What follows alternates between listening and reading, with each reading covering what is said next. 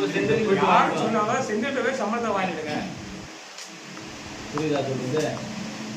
லீவுன்னு சொல்லுற வண்டி இன்சார்ஜ் பார்க்குறாரு செந்தில் அவசரமா லீவு அப்படின்ட்டு.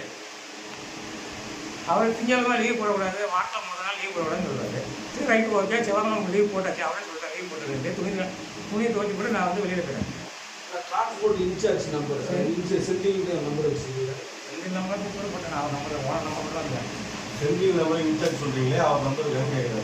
அதாவது பச்சா நம்பர்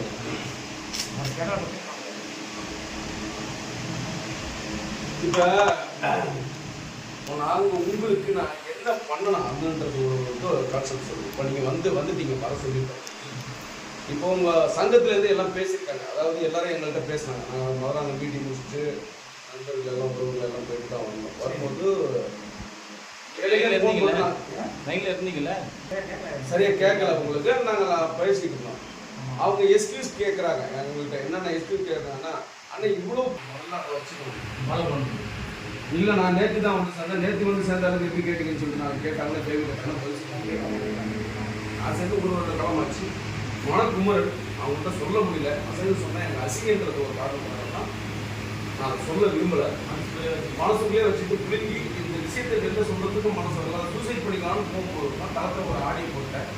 அந்த ஆடியோ பார்த்து எங்கள் சங்கத்தில் வந்தவங்கலாம் எல்லாரும் நீங்கள் நல்லா பண்ணாதீங்க, வாங்க உங்களுக்கு தீர்வு காணப்படும் சொல்லிட்டு இந்த கான்செப்ட் நான் சொல்லிக் கொடுக்குற கான்செப்ட் பாருங்கள்.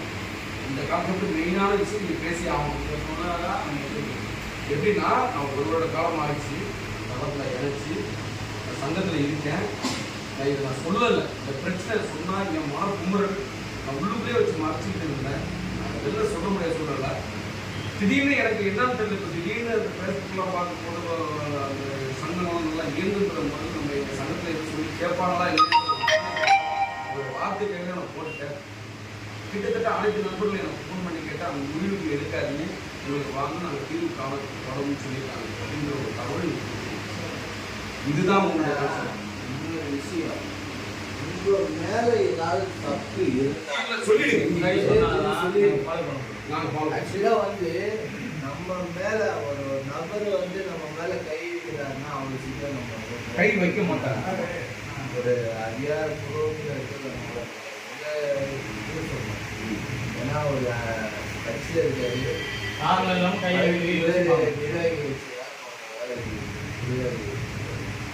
அவர் வந்து சடனாக உங்களை தாக்கக்கூடிய விஷயம் என்ன? அந்த டவுட்டு எப்படி என்ன சொல்றேன்னா, அவங்க என்ன மட்டும் கிடையாது, என்ன மட்டும் அடி கிடையாது. ஆனால் முதல் ஆள் கிடையாது. சரி, நீங்கள் அங்கே யாராவது போயிருந்தீங்கன்னா போய் விசாரிச்சுப்பாங்க. சரி, அவன் கம்பெனியில் விசாரிச்சாங்க. கம்பெனியில் விசாரினா அவன் சொந்தக்காரர் தான் நல்லா தான் சொல்லுவான். சரி, பக்கத்தில் போய் விசாரி உண்மை நான் சொல்றத அவன் கீழே சொல்லுவான். நான் வந்து நல்லா எல்லாரும் நான் போய் சொல்றது வந்து என்னோட பக்கத்தில் அந்த வீட்டுக்காரங்க போனாங்க குழந்தைக்காரங்களே கேட்பாங்க. சரி. எனக்கு இன்னொரு டவுட்டு. இப்போ நீங்கள் அம்பத்தூரில் உள்ள வண்டிக்கு நீங்கள் யார் மூலியமாக வேலைக்கு போங்களா? யார்? அவர் போட்டோ. சரி, அவர் கான்டாக்ட் நம்பர் இருக்கா? சரி, அவர்கிட்ட பேசுனீங்களா? ஆமாம், பேசிட்டு அதுக்கப்புறம் சரி வாங்குறேன் அதுக்கப்புறம் ஊரில் போய் பேசிட்டு வாங்குறேன். சரி, இல்லை அவர் ராஜ்குமார் கேட்குறது புரிஞ்சுக்கல. உங்களை சேர்த்து விட்டாது பார்த்தீங்களா? பேப்பர் பார்த்து வந்துருக்காங்க.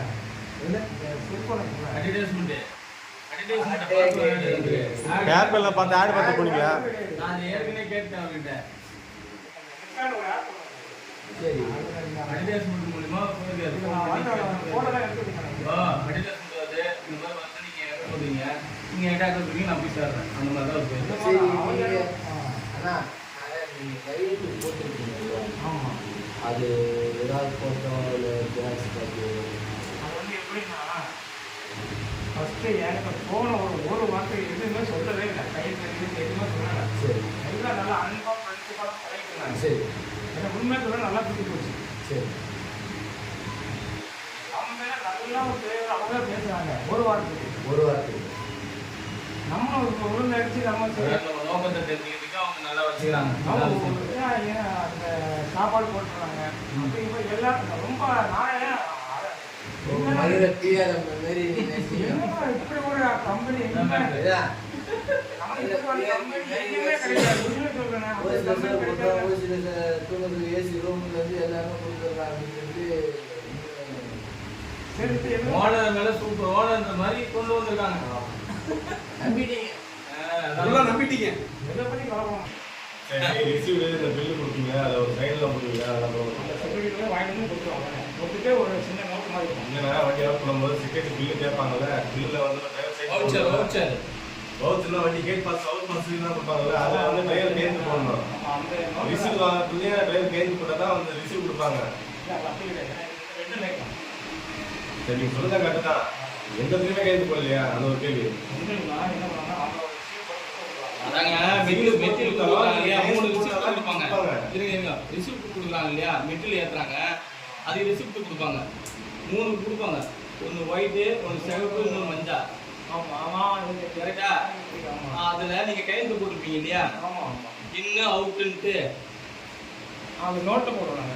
நோட்ல இந்த இல்ல, இல்ல, பேப்பர்ல கையெழுத்து actually- போடுறாங்க. ஒரு நாள் கையில் நம்ம கையில் சரி சரி. காட்டக்கூடாது. ஆக மொத்தம் உங்கள் கையில் எந்த பில்லும் கொடுக்க மாட்டாங்க, இதை காட்டக்கூடாது. வெளியில் காட்டக்கூடாது. அப்போ அது வந்து என்ன ஜிஎஸ்டி பில் இல்லாமல் ஓட்டுங்களா அதோட பேசிட்டு இருக்கேன். பாதி போட்டாலும் அந்த பில்லு ஜிஎஸ்டி பில்லு இங்க தான் நிக்கிறேன். வேலை பத்தி நிக்கிறேன். இங்க இருக்கிற சரி வித்தவுட் ஜிஎஸ்டிம்பாங்க அதுக்கு பேர். ஜிஎஸ்டி பில்லு வந்து உங்கள் கையில் நீங்கள் கொடுக்கலன்னா நீ வைடி. வித்தவுட் ஜிஎஸ்டிம்பாங்க. ஆனால் எனக்கு அந்த ஜிஎஸ்டி தான் வாட்ஸ்அப் ஆகணும். இதெல்லாம் சொல்லுங்கள். இது வந்து